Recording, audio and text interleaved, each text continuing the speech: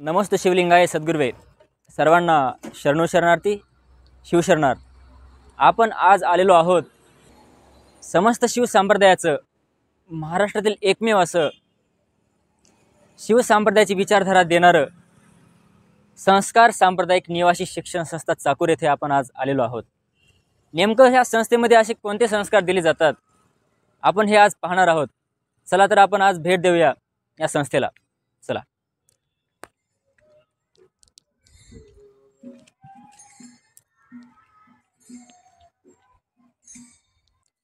चला तर मग आपण भेटूया संस्थेच्या संस्थापकांना, शिवभक्तीपरायण महेश महाराज गिरके चाकूरकर यांना. चला तर मग आपण विचारूया महाराजांना. महाराज, मला सांगा, असं नेमकं उद्देश काय किंवा आपण शिवसांप्रदायिकच गुरुकुल चालू केलं पाहिजे? शिवशरणार्थ. शिवशरणार्थ.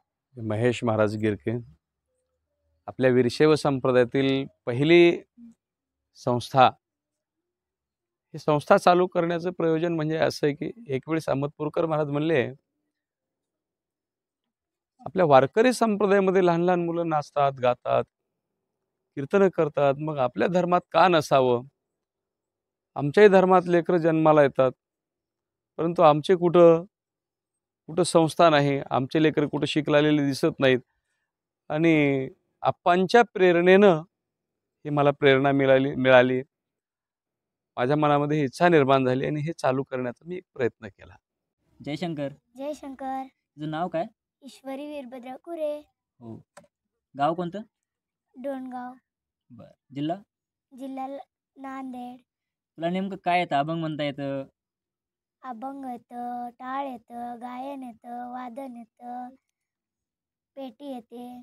पेटी येते. एखादा अलंकार मला दाखव.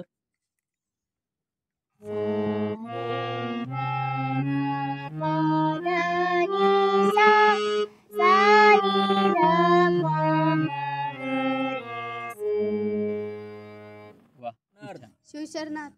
तुझं नाव काय? गुरुप्रसाद गंगाधर शिवशरणार्थ. तुला काय येतं? अभंग म्हणता येतं? एखादा अभंग मला म्हणून दाखव बर.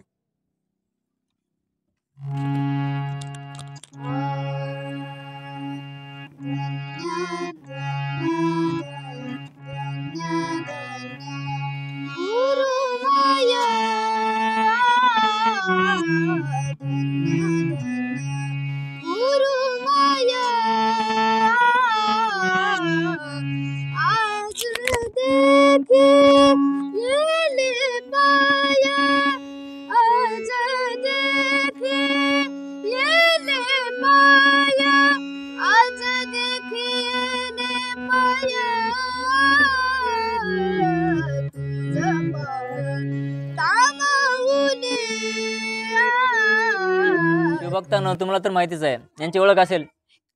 शिवकीर्तनकार शिवशंकर बिरादार संस्कार सांप्रदायिक निवासी संस्थेमध्ये घडलेले विद्यार्थी आहेत. शिवशंकर, शिवशरणार्थ. शिवशरणार्थ. महाराज, तुम्हाला मृदंगामध्ये किती मात्रा येतात? एखादा तुम्ही बोल वाजून दाखवाल का? दाखवा.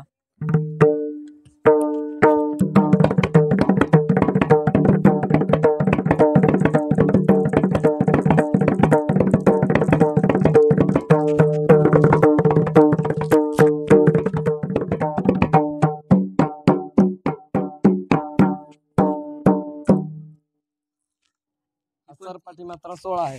हो. दुसरी एखादी आणखी एक मात्रा तुम्हाला अवगत असेल तर सांगा.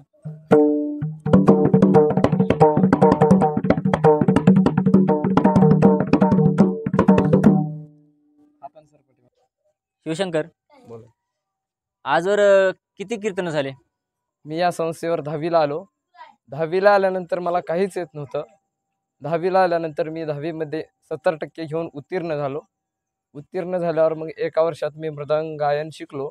मग दुसऱ्या वर्षी मला असं वाटलं की मी कीर्तन करण्याची इच्छा माझ्यामध्ये प्रकट झाली, की मी सरला म्हणलो, माझ्या गुरुला म्हणलो की मला कीर्तन करण्याची इच्छा आहे. म्हणजे लगेच त्यांनी मला शिकवलं. दुसऱ्या वर्षी माझं पहिलं कीर्तन विश्वशांतीधाम मंदिर चाकूर येथे माझं पहिलं कीर्तन झालं. बरं शिवशंकर, किती वर्ष झाले या ठिकाणी आहेस तू? 2 वर्ष. म्हणजे या ठिकाणी जेवणाची व्यवस्था कशी आहे? छान आहे. म्हणजे राहण्याची वगैरे सोय व्यवस्था चांगली आहे? चांगली आहे. काही त्रास वगैरे नाही ना? काहीच नाही. म्हणजे खूप चांगल्या वातावरणामध्ये सर तुम्हाला शिकवतात. हो, हो. खूप असं इष्टलिंग पूजा कशी करावी याबद्दल काही माहिती सांगतात का सर? हो, सांगतात की. आज मी पाहतोय आपल्या संस्थेमध्ये खूप लहान-लहान 2री-तिसरीची मुलं दिसतायत. हे लेकरं कधी रडतात का? मग आई-वडिलांच्या आठवणीमध्ये की असं आठवतं का कधी तुम्हाला? एखाद्या वेळेस आठवण आल्यावर नक्कीच रडणार, परंतु तशी त्यांना आठवणच येणार नाही असं इथं वागणूक त्यांना दिली जाते. वाह! ते खूप कधी छान. आठवण करत नाहीत. घरी गेल्यानंतर नक्कीच आमची आठवण इथली करतात. वाह! खूपच कौतुक हां. कौतुक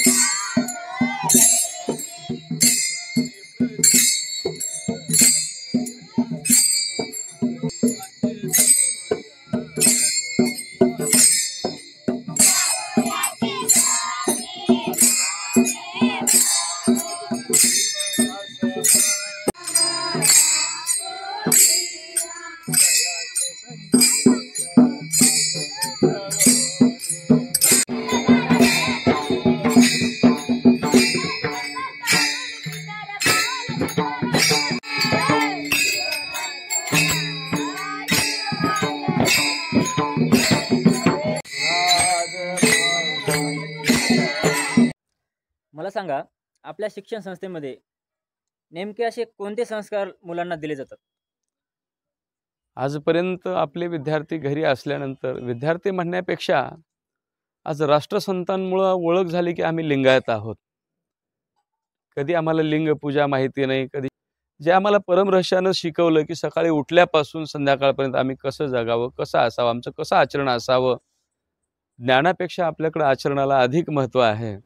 म्हणून ते आचरण आम्ही शिकवत असतो. जेणेकरून आम्ही लिंगपूजा करूनच आज माझे विद्यार्थी 2री पासूनचे माझे विद्यार्थी आहेत. परंतु आज स्नान केल्याशिवाय पाणीसुद्धा पित नाहीत आणि आज आमचे बरेच पालक आहेत की त्यांना स्नान काय सकाळी उठलं की अगोदर न्याहारी नाश्ता सगळं करून मग नंतर अंघोळ असते. असे हे सर्व संस्कार जे आज भरपूर शिक्षण घेतील परंतु ते आई-वडिलाला विसरून जातील. परंतु आमच्या संस्थेतले विद्यार्थ्यांचं संस्कार म्हणजे असे आहेत. काही डॉक्टर, शिक्षक बनतील असं काही नाही, परंतु नक्कीच एक माणूस बनतील हेच संस्कार आम्ही शिकवले या जातात. संस्थेमध्ये नेमकं किती वयापासून किती वयापर्यंत मुलं शिक्षण घेतात?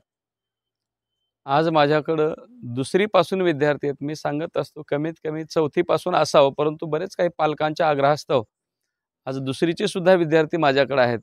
जेणेकरून त्या विद्यार्थ्यांना आपले आपले कपडे धुता यावं, जेणेकरून त्यांना काहीतरी वाचता लिहिता यावं. 2री, 3री पासून ते आज 8वी पर्यंत मी विद्यार्थी घेत असतो. आज 12वीचेही विद्यार्थी माझ्याकडे आहे.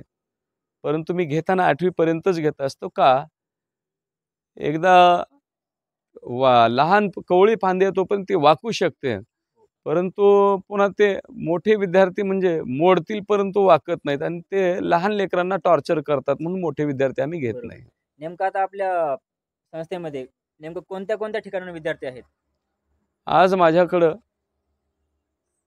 कर्नाटकपासून कर्नाटक बॉर्डरपासून इकडे जालन्यापासून, धर्माबादपासून, भोकरपासून, लातूर जिल्हा, नांदेड जिल्हा, उस्मानाबाद जिल्हा, बीड जिल्हा, जालना जिल्हा इथून माझ्याकडे विद्यार्थी आहेत. म्हणजे जवळपास संपूर्ण महाराष्ट्रामधून विद्यार्थी आपल्यापाशी हो. आहेत. आपल्या संस्थेमध्ये महाराष्ट्रातील एकमेव संस्था आपली असल्या कारणाने सोयीकडली विद्यार्थी आपल्याकडे आहेत. आपल्या संस्थेमध्ये मुली आहेत का? मुली शिक्षण घेतात का? मुली पण शिक्षण घेतात. मुली शक्यतो मी लहानच मुली घेत असतो. मुलांसाठी आणि मुलींसाठी स्वतंत्र व्यवस्था आहे का? हो, मुलांसाठी स्वतंत्र हॉल आहे. मुलांसाठी स्वतंत्र हॉल आहेत. राहण्यासाठी वेगवेगळं, परंतु ज्यावेळेस क्लास असतात त्या क्लासमध्ये सर्वांना एकत्रित बसवलं जातं. मला मला सांगा, आपला दिनक्रम नेमका कसा असतो? सकाळी उठल्यापासून संध्याकाळी झोपेपर्यंत? मी दररोज या विद्यार्थ्यांना पहाटे 5:30 वाजता उठवतो. पहाटे 5:30 ते 7 या वेळेमध्ये जे मृदंगाचे विद्यार्थी त्यांना मृदंगाचा सराव, जे हार्मोनियमचे विद्यार्थी त्यांना हार्मोनियमचा सराव. 7 ते 8:30 या वेळेमध्ये सर्वांचं प्रातःविधी, स्नान, पूजा. 8:30 ते 9:15, 9:30 पर्यंत सर्वांचं प्रसाद होतो आणि त्यानंतर 9:30 वाजता मी लेकरांना शाळेमध्ये नेऊन सोडतो. 10:45 ते 4 अशी शाळेची वेळ आहे.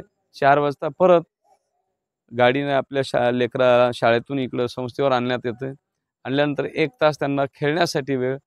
त्यानंतर एक मृदंग असेल, हार्मोनियम असेल, भजन असेल, हा एक क्लास होतो.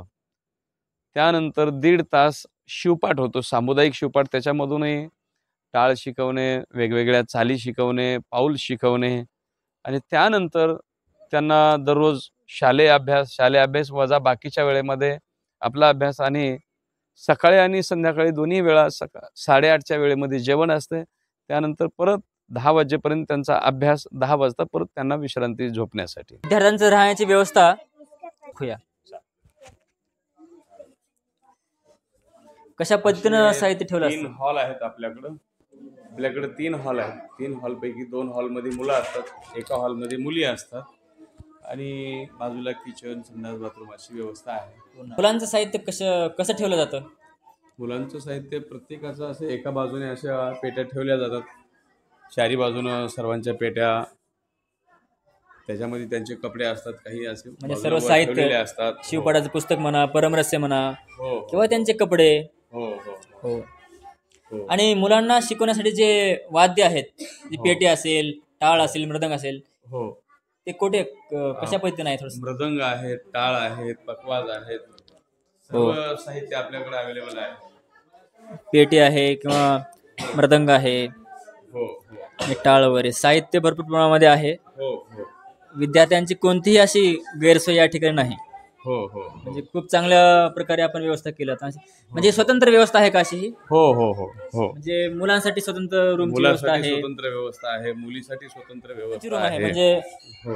या मुलांच्या रूमला काही असं स्वतंत्र तुम्ही नाव दिले का? असे हा, या रूम मध्ये महात्मा बसवेश्वर कक्ष असं नाव दिलेलं म्हणजे आहे. मुलांच्या कक्षाला तुम्ही महात्मा बसवेश्वर कक्ष असं नाव दिले. हो. मुलींसाठी व्यवस्था हो, कोणत्या ठिकाणी केली आहे? मुलीसाठी पण एक सेपरेट हॉल इकडे बाजूला आहे. चला पाहूया आपण मुलींसाठी इकडं व्यवस्था कशा पद्धतीने सर्व केली आहे. मुली राहतात. वा, खूप छान. एकदम जवळपास 10 मुली इथं आहेत. स्वच्छता एकदम छान पैकी केलेली आहे. हो हॉल वगैरे स्वतंत्र व्यवस्था आहे या ठिकाणी. कोणतीही गैरसोय या ठिकाणी दिसत नाहीये मला तरी. आणि जेवणाची वगैरे व्यवस्था कोणत्या ठिकाणी केलेली आहे? म्हणजे स्वतंत्र किचन इकडं जेवण बनवण्यासाठी बाजूला सेपरेट आहे आणि जेवण वाढण्यासाठी आम्ही बाहेर प्रांगणामध्ये मोठ्या- जेवायला वाढतो. हो म्हणजे या कोणतीही लहान मुलांची गैरसोय नाही. एकदम चांगल्या प्रकारे आपण संप्रदायाचे विचार आपण मुलांना देत आहात. म्हणजे महाराष्ट्रातली एकमेव अशी संस्था, ही संस्था आपली आहे. हा आदर्श आम्हा सर्व कीर्तनकारांनी सगळ्यांनी घेतला पाहिजे, समाजाने घेतला पाहिजे. आपल्या मुलांना चांगले संस्कार लागले पाहिजेत, हा विचार सर्व पालकांनी केला पाहिजे. ही गरज आहे, आपल्या संप्रदायाची गरज आहे. संत शिरोमणी मनमथ माऊलींनी जे शिवसंप्रदायाचे, शिवकीर्तन परंपरेचे जे रोप लावलेलं आहे, तर रोपाचं रूपांतर वृक्षामध्ये राष्ट्रसंत शिवलिंग शिवाचार्य गुरु माऊलींच्या रूपाने झालेलं आहे. आणि आपण त्यांची मुलं शिवनामाची गोड फळे आपण खात आहोत. महाराजांचं कौतुक करावं तेवढं कमी आहे या ठिकाणी.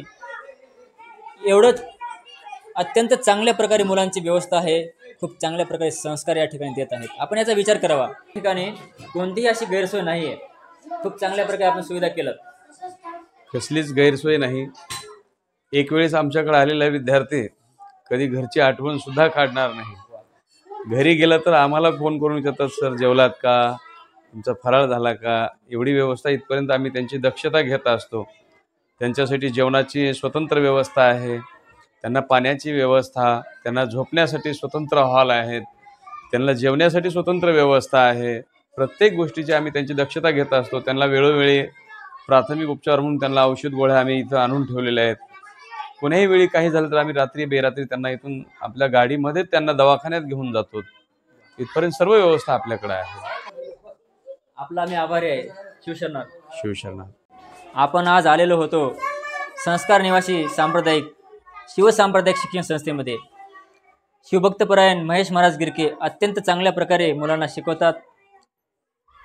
आणि ते विचार आपण घेतले पाहिजे, किंवा मुलांना जे संस्कार या ठिकाणी मिळत आहेत, त्या संस्काराची दखल आपण सर्व शिवभक्तांनी घेतली पाहिजे.